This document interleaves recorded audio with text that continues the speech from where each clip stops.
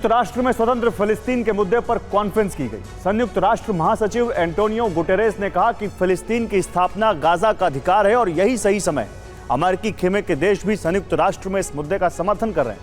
हालांकि अमेरिका और इजरायल इस पर सहमत नहीं है। फिलिस्तीन के मुद्दे पर संयुक्त राष्ट्र के एक्टिव होते ही इजरायल ने गाजा पर कब्जे का ऑपरेशन तेज कर दिया है। We know that the Israeli-Palestinian conflict has endured for generations. Gaza में बारूद बरस रहा है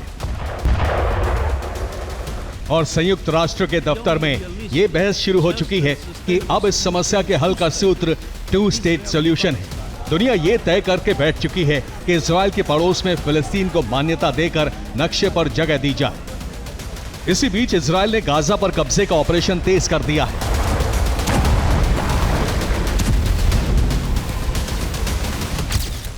नेतन्याहू का प्लान है कि फिलिस्तीन पर यूएन के फैसले से पहले गाजा का बड़ा हिस्सा इजरायली कब्जे में आ जाए। इसीलिए नेतन्याहू ने एक प्रस्ताव लाने का ऐलान किया है। इसके मुताबिक हमास अगर बंधकों की रिहाई पर दिए गए प्रस्ताव को ठुकराता है तो इजरायल गाजा के अलग अलग हिस्सों को नियंत्रण में लेना शुरू कर देगा।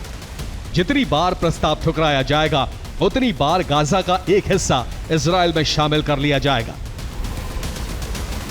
इजरायली अखबार के मुताबिक नेतन्याहू ने अपने करीबी मंत्रियों के सामने यह प्रस्ताव रखा है और बहुत जल्द इस पर सहमति बन सकती है।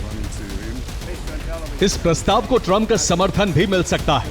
ट्रंप ने कहा है कि वो नेतन्याहू के संपर्क में है।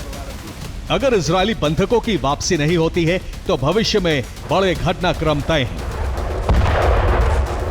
गाजा के बड़े इलाके को इजरायल ने समतल कर दिया है और बाकी बचे गाजा में जंग जारी है। जंग का साइड इफेक्ट यह है कि गाजा में भूखमरी फैल चुकी है। गाजा के बच्चे खाक छान कर खाना बीन रहे हैं, खाना बीन कर फिर उसकी खाक छान रहे हैं। हालात ये हो चुके हैं कि रोजाना भूख से मरने वालों की गिनती बढ़ रही है। लेकिन अरसे बाद गाजा के लिए राहत की खबर यह रही कि अब जमीन के रास्ते राहत सामग्री पहुंचने लगी है। मिस्र की तरफ से बॉर्डर खोल दिया गया है। गाजा में 5000 ट्रक राहत सामग्री भेजी गई है, जिससे भूखमरी की रफ्तार कम हो सकती है। लेकिन जरूरत ज्यादा है और आपूर्ति कम। मिस्र के राष्ट्रपति ने कहा है कि गाजा में रोजाना 700 ट्रक राहत सामग्री की जरूरत होगी। खाना पहुंचना शुरू हो चुका है, लेकिन यह तय होना बाकी है कि गाजा पट्टी फिलिस्तीन बनेगी या इजरायली विस्तार में गुम हो जाएगी। Bureau report, TV9 Bharatvarsh.